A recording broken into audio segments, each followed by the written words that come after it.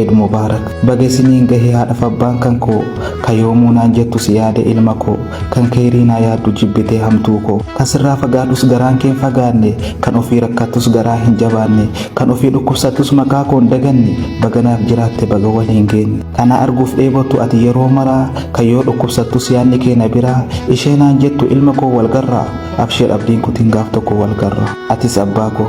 anaa guddaa kanaan kan jettu daa'imaa ka anaaf yaaddoftu kan kee dhiiftetuma ani nagaa koote hin yaadin barhumaa ka ana guddisuuf aarsaa naa kafalte daa'ima koo jettee fedhii kee awwaalte bakka hiriyoonni kee gayan anaaf jecha dhiifte anis ta'u qajeelaa yoo tahes jallataa ka ormi na jibbe ati na jaalatta osoo na argitu ilma koo naan jetta baganaaf jiraattan olmaa isinaaf oltan kafaluu hin dandayu rabbiin umrii keessan isin haa kaayu isin yaa taasisu warra guyyaa boruu jannatan milkaayu abboonni fi aayyoonni hiriyoota kootidha ilmi keessanis guddate kunooti nagaadha warri aakiraa deemtan jannata argadha. Eid Mubarak wa alayna wa alaykum.